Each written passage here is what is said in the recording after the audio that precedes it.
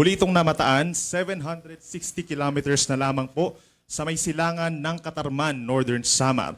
Taglay na ang hangin na 140 kilometers per hour malapit dun sa kanyang gitna or mata at mayroong pagbukso hanggang 170 kilometers per hour na. At sa ngayon po mabilis itong kumikilos pakanluran at 35 kilometers per hour. Yung kanyang radius is 780 kilometers. So ibig sabihin po, yung Northern Samar and Eastern Samar ay nahagip na po ng outer rain bands nitong si Bagyong Uwan. Inaasahan po sa mga susunod na oras, maapektuhan din po ng outer rain bands itong eastern portion ng Southern Luzon, Visayas at Northeastern Mindanao. Aasahan na po yung mga pabugso-bugsong hangin at minsang malalakas na mga pag-uulan. Yung Northeast Monsoon or Amihan nandito pa rin po sa may extreme Northern Luzon sa ngayon. Base po sa pinakahuling track na pag-asa, inaasahan pa ang paglakas nitong si Bagyong Uwan sa susunod po na 1 hanggang 2 araw. Kung mapapansin din natin, magkakaroon siya ng close approach or malapit dun sa kanyang sentro, ito pong Northern Samar at ilang bahagi pa ng Bicol kagaya ng Catanduanes, Eastern Albay at Northern Coast ng Camarines Sur and Camarines Norte. So mamayang bukas po yan ng umaga, malapit na siya sa may Catanduanes, habang pagsapit po dito sa bukas sa umaga hanggang sa hapon, approaching na po siya dito sa may eastern coast ng Quezon at ng Aurora. So possible siya maglandfall dito po sa may parteng Aurora and Southern Isabela. Bukas na po yan ng gabi. At simula bukas ng gabi hanggang sa umaga ng Lunes, babagtasin po nitong Bagyong Uwan ang Northern and Central Luzon at mag-emerge po dito sa may West Philippine Sea sa Lunes ng umaga. Kung mapapansin din po natin, base sa ating latest track, pagsapit po ng Lunes hanggang Martes, magiging mabagal yung pagkilos nito at maaaring magkaroon ng unti-unting pag-recurve or pagliko habang umaakyat dito po sa may Balintang and Bashi channels. In terms of intensity, sa ngayon 140 kph po, no? Pero paglapit niya sa Catanduanes, posible siya mag-intensify pa bilang isang strong typhoon. Nasa 175 kilometers per hour na po ito yung estimated lakas niya bukas ng umaga, pero hindi din natin nirule out na maging isang super typhoon po ito paglapit dito sa may Catanduanes. So bukas ng likely tanghali hanggang sa gabi, nasa super typhoon category po ito. Mararanasan na yung matinding hangin po at matinding ulan dito sa ating mga kababayan sa may eastern portion ng Luzon, maging dito sa may Samar Island. In terms of lawak naman po yung radius, sa ngayon po, nasa 780 kilometers, so yung kanyang kabuang diametro, estimated at around 1,500 kilometers. So kaya po niyang sakupin ang halos buong bansa. Mahagip din ang Luzon, ang malaking bahagi na ng Luzon and Visayas, simula po bukas ng mga matitinding hangin at pinakamalapit nga yung mga areas dito sa may parting Northern Luzon, Central Luzon. Itong kulay pula, pag pinroject po natin dun sa kanyang current track, ito yung magkakaroon ng mga pinakamatitinding hangin na naglalaro from 175 hanggang sa umabot nga po ng 185 kilometers per hour as a super typhoon.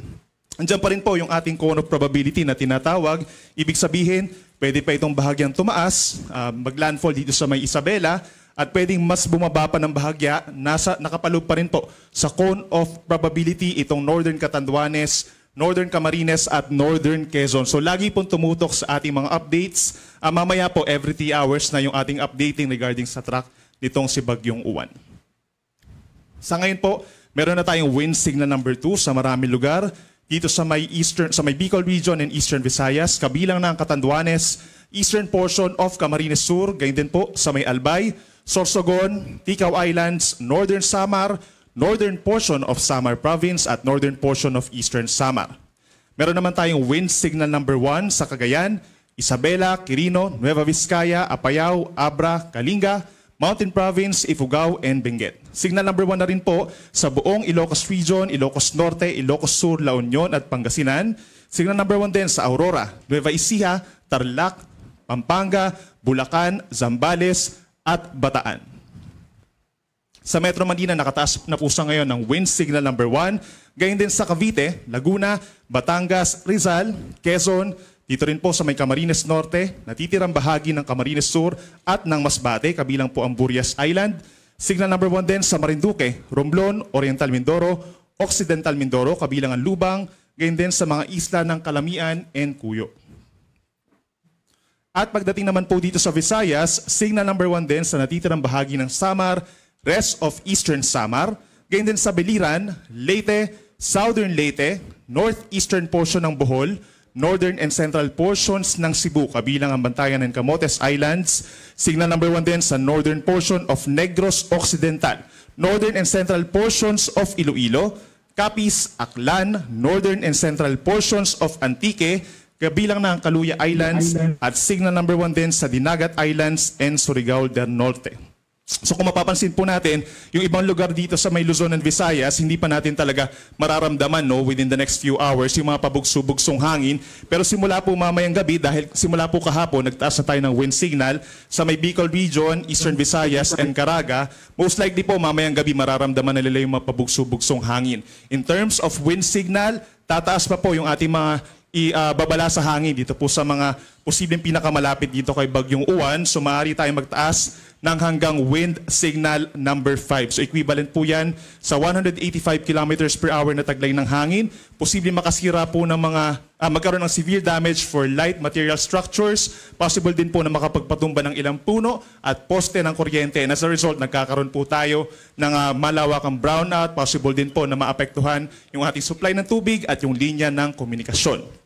So dito naman po sa Metro Manila at mga nearby areas, worst case scenario po natin ay signal number 2 and signal number 3. So lagi tumutok po sa ating mga babala, sa ating TCB, and yung signal number 5. Kung babalikan po natin yung ating track, ito yung mga areas sa posibleng magkaroon ng signals number 4 and number 5. Yung hilagang bahagi ng Bicol Region, gayon din po ang ilang bahagi ng Calabarzon, Central Luzon, at timog na bahagi po ng Northern Luzon, Cagayan Valley, Cordillera Region, and Ilocos Region. Pagdating naman po dun sa ibang lugar, sa Palawan, Visayas, and Mindanao, mapapansin din po natin na may pabugso-bugsong hangin. Yan po ay epekto na rin ng outer cloud bands nitong si Bagyong Uwan dahil ito po ay napakalawak. Today and tomorrow, the rest of Visayas and some parts of Mindanao as well as Palawan.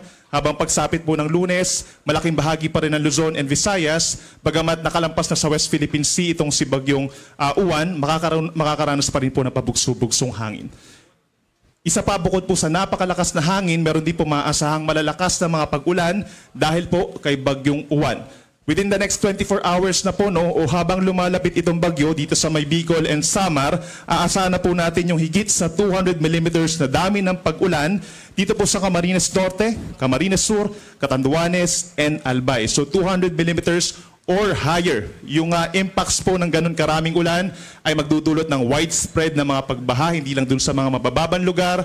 Possible din po na magkaroon ng pag-apaw ng mga kailugan natin, lalo na yung mga major river basins, yung mga nasa major river basins po natin dito sa may Kabikulan, at possible din po na magkaroon sa mga bulubundukin na lugar ng mga pagguho ng lupa. Possible naman po yung 100 to 200 millimeters sa dami ng ulan within the next 24 hours dito sa may Quezon Province, lalo na yung hilagang bahagi ng Quezon, including Polillo Islands, Masbate, Sorsogon, Northern Samar, Eastern Samar, at maging dito sa may Marinduque. So nandyan din po ang banta ng mga pagbaha at pagguho ng lupa.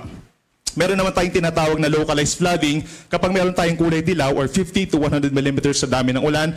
Hanggang bukas ng tanghali, posible na po yung 50 to 100 millimeters sa Bulacan, lalo na sa may eastern portion, Rizal, Laguna, Romblon, and Samar and Biliran provinces. May mga localized flooding at hindi rin natin inaalis yung tsansa ng mga pagguho ng lupa. Ilang bahagi na rin po ng Luzon at Visayas, simula po mamayang hapon and gabi, magkakaroon rin ng makulimlim na panahon at taasahan yung mga kalat-kalat na ulan at mga thunderstorms.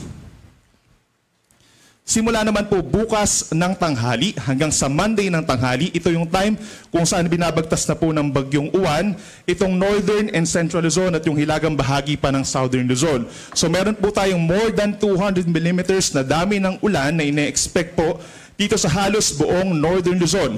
Halos buong Cagayan Valley except dito sa may Batanes, buong Cordillera Region, buong Ilocos Region, dito rin sa hilagang bahagi ng Central Luzon, Aurora, Nueva Ecija, Tarlac, and Zambales. Orange naman po or nasa 100 to 200 millimeters sa dami ng ulan habang binabagtas ng bagyo ang Northern and Central Luzon sa may Pampanga, Bulacan, Bataan, even dito sa may Metro Manila, Buong Calabarzon, 100 to 200 millimeters, at magnitudo rin po sa may Occidental Mindoro. Habang 50 to 100 millimeters ang posibleng dami ng ulan sa Oriental Mindoro, Marinduque, Romblon, Camarines Norte, and Camarines Sur sa pagtawid ng Bagyong Uwan. Inuulit natin, widespread incidents ng severe flood at landslides, lalo na dito sa mga bulubundukan ng Sierra Madre, Caraballo, and Cordillera Mountains, yung posibleng maramdaman ng ating mga kababayan doon. We are advising po yung ating mga local government units to have close coordinations po with our public po. No? At yung ating mga public, make sure po na sumusunod tayo sa ating mga local government units, sa ating mga disaster responders po para maiwasan na yung anumang additional po na mga sakuna. At pagsapit naman ng Monday ng tanghali hanggang Tuesday ng tanghali, ito yung time kung saan nandito sa may Balintang Channel, itong si Bagyong Uwan. So asahan pa rin po yung 100 to 200 millimeters na ulan. Dito sa may Benguet, possible po dito sa may western side, yung windward side kung saan nanggagaling nga po yung hangin, mataas ang tsansa ng mga pag-ulan doon, habang posible pa rin yung 50 to 100 millimeters sa dami ng ulan over the entire Ilocos region, dito rin sa may Batanes at sa may Zambales. So nandyan pa rin po ang banta ng baha at pagguho ng lupa. Ito naman po yung ating storm surge warning or babala po sa daluyong ng bagyo dahil po inaasahan nga nakikilos towards Eastern Luzon itong si Bagyong Uwan. Meron po tayong more than 3 meters na posibleng daluyong within the next 2 days or hanggang sa araw po ng Lunes dito po sa may Eastern Cagayan, sa Isabela, sa coastal communities ng Aurora, Eastern Quezon, kabilang ang Polillo Islands, Camarines Norte, Silangang Baybayin ng Camarines Sur, dito rin sa Catanduanes, Eastern Albay, Eastern Sorsogon, at maging dito rin po sa may Northern Pangasinan. With a strong emphasis po dito sa mga areas na may tinatawag natin na parang concave po or parang nakaharap na parang pa-enclose. Kumbaga dito po, for example, sa may Aurora in Quezon, kung mapapansin po nila, parang nakapaloob or parang nakaharap siya for most of the bagyo, no? Nakaharap yung kanilang coastal community. So mas mataas yung chance na magkakaroon tayo ng 4 to even 5 meters na taas po ng daluyong. Kung mapapansin din po natin, dito sa may Northern Pangasinan, possible din po na humigit sa 3 meters dahil nga dun sa tinatawag na concave o yung papasok, yung lakas ng hangin, so ibig sabihin mas pumapasok din po yung mga pag-alon doon. Yung orange naman, nasa 2.1 to 3 meters yung taas ng daluyong or nasa isang palapag po ng gusali maximum dito sa may Northern Samar, maging dito sa mga baybayin ng La Union at sa coastal communities pa ng Northwestern Pangasinan sa may Lingayen Gulf. 1 to 2 meters naman, possible pa rin po dito sa may Eastern Samar, Dinagat Islands, Siargao Island, magi dito rin po sa coastal communities ng Batanes, Northern Cagayan, Ilocos Norte, Ilocos Sur, Western Pangasinan, hanggang dito po sa may Zambales, Bataan, even dito sa may Pampanga, Bulacan, Metro Manila, Cavite, hanggang dito sa may Batangas, posible po ang daluyong na 1 hanggang 2 metro, mataas-taas pa rin po yan. So make sure din po na coordinated tayo sa ating mga local government units, yung mga nakatira po sa mga malapit po sa mga baybayin, lalo na yung mga nasa coastal communities po, para sa possible evacuation or rescue. Para naman po sa gale warning o yung taas ng mga pag-alon, malayo sa pangpang po ito, no?